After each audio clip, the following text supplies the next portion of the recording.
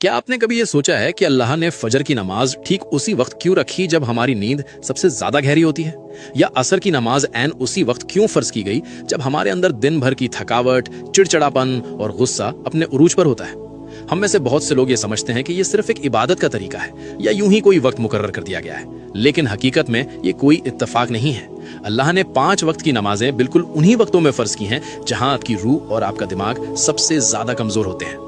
दिन की शुरुआत फजर से होती है, दुनिया से मिलने से पहले अल्लाह से मुलाकात। सुबह के वक्त आपके जिस्म में एक खास हार्मोनल बदलाव होता है जिसे medical science cortisol awakening response कहती है। ये वो वक्त है जब रिस्क अता किया जा रहा होता है और फरिश्ते अपनी ड्यूटी बदल रहे होते हैं। अगर आप इस वक्त सोते रह गए तो आपने अपने पूरे दिन की बुनियाद ही कमजोर कर दी। फिर आता है जोहर का वक्त।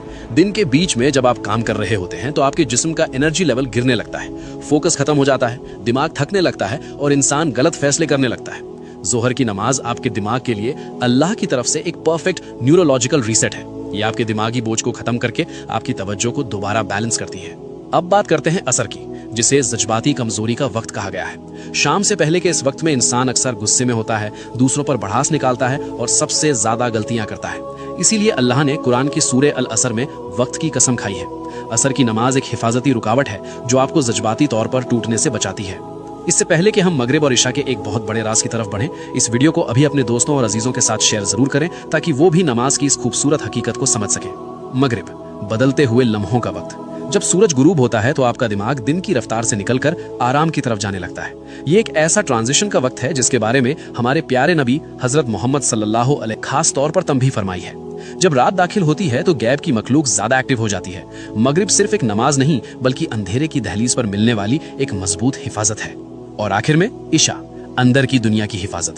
जब अंधेरा छा जाता है तो इंसान के अंदर ओवर थिंकिंग बढ़ने लगती है, दिल पर एक अजीब सा जज्बाती बोझ महसूस होता है। इस्लाम में नींद को एक छोटी मौत कहा गया है जहां आपकी रूह कब्ज की जाती है। इशा की नमाज गैब की दुनिया में दाखिल होने से पहले आपकी आखिरी हिफाजत है। याद रखिए, जब आप कोई नमाज छोड़ते हैं तो आप सिर्फ एक फर्ज नहीं छोड़ते बल्कि आप वो खास लम्हा खो देते हैं जो खालिक ने आपको संभालने और सुकून देने के लिए भेजा था। या अल्लाह हम सबको और हमारी नस्लों को 5 वक्त की नमाज कायम करने वाला बना दे। कमेंट्स में एक बार दिल से आमीन जरूर लिखें।